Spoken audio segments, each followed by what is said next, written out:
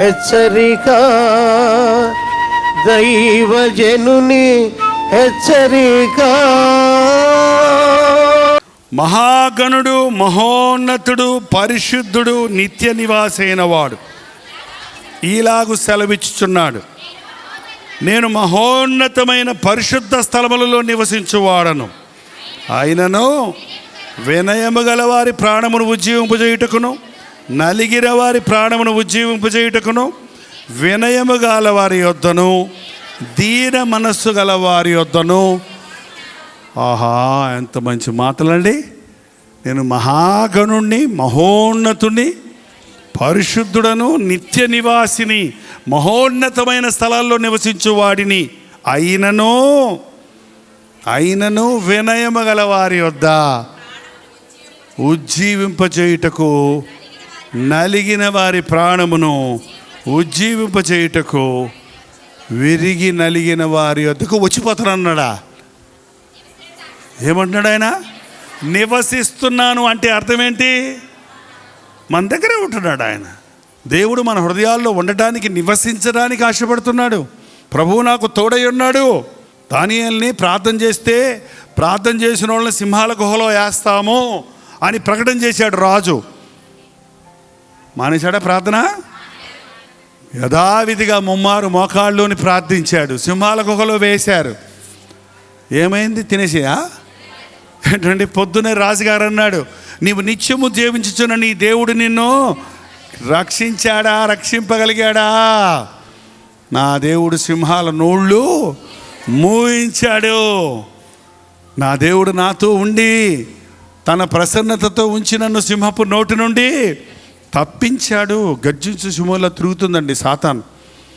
ఎవడిని మిగుదునా అని.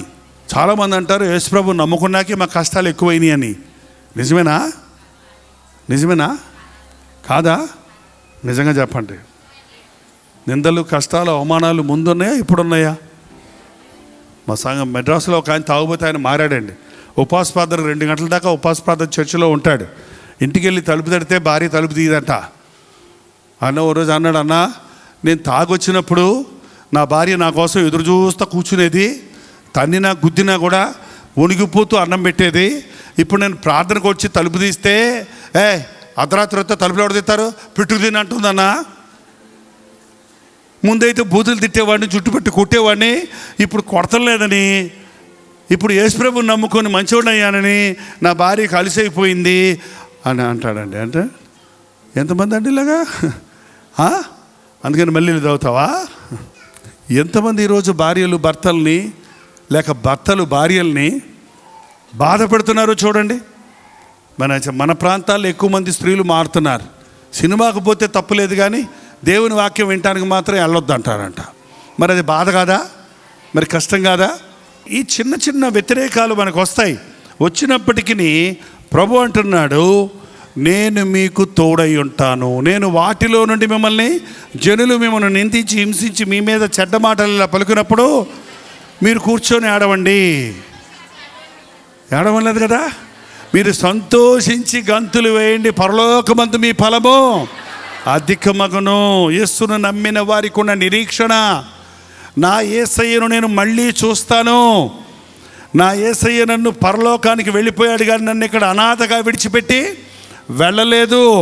నేను మరలా వస్తాను. యేసుప్రభు తిరిగి వస్తాడు. ఇదిగో నేను త్వరగా వచ్చుచున్నాను అంటే ఒక ఆయన అన్నాడు, ఇంకే వస్తాడండి, 2000 సంవత్సరాలు అయిపోయింది, ఇంకెప్పుడు వచ్చాడు? మా చిన్నప్పటి నుంచి వింటున్నాం ఇలాంటి ప్రసంగాలు, ఇవన్నీ ఉట్టిదే అంటున్నారు. నిజమేనా? ఎన్ని సంవత్సరాలు అయిందంట? మనకి క్యాలెండర్లు, గడియారాలు పెట్టుకొని లెక్క వేసుకుంటున్నామండి. ఈ దేవుని దృష్టికి 1000 సంవత్సరములు ఒక దినము 1000 సంవత్సరాలు అంటే 2000 సంవత్సరాలు ఎంత అన్నమాట ఆయన దృష్టికి? 2 రోజులు అంటే చాలా ఆలస్యమా? 2 రోజులు అయిందంటే వచ్చేస్తానన్నాడు. ఎందుకు రావటం లేదంటే మీ నిమిత్తమే ఆయన ఆలస్యం చేస్తున్నాడు.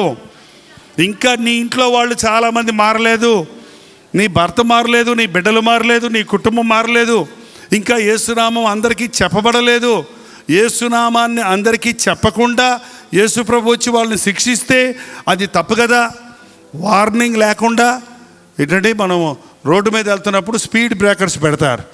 స్పీడ్ బ్రేకర్స్ పెట్టకుండా ఉండి వాడు యాక్సిడెంట్ అయితే వాడి తప్పు. స్పీడ్ బ్రేకర్ ఉన్నా కూడా వాడు ఎగిరి దూకితే ఎవరి తప్పు?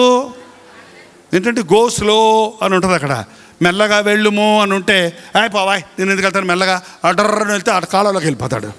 ఏంటంటే దేవుడు హెచ్చరిక ఇవ్వకుండా ఎవరిని నాశనానికి పంపడండి. కాబట్టి రక్షణ ఉంది, నా వైపు చూచి రక్షణ పొందండి. ప్రజలందరికీ కలుగుబో మహా సంతోషకరమైన శుభవర్తమానము నేను మీకు తెలియజేస్తున్నాను. రేడు రక్షకుడు మీ కొరకు పుట్టి ఉన్నాడు. ఈ యేసు ప్రభుని గురించి విన్నా వినకపోయినా, నమ్మినా నమ్మకపోయినా అందరికీ చెప్పే వరకు ఆయన రాకడ రాదటండి. సకల జనులకు సువార్త ప్రకటించే వరకు నేను ఆలస్యం చేస్తాను, ఎందుకంటే ఏ ఒక్కడు నశించడం నాకు ఇష్టం లేదన్నాడు. అయితే సాతాను మనల్ని అనేక సార్లు కృంగదీస్తూ ఉంటాడు. దేవుని మాటలు గుర్తుపెట్టుకోండి, నేను మిమ్మల్ని విడువను విడువను విడువను. ఆయన మనల్ని విడువడు, ఎడబాయడు. ప్రార్థన. నీ బిడ్డల హస్తాలను చూడు నాయన, వారి హృదయాలను చూడు నాయన.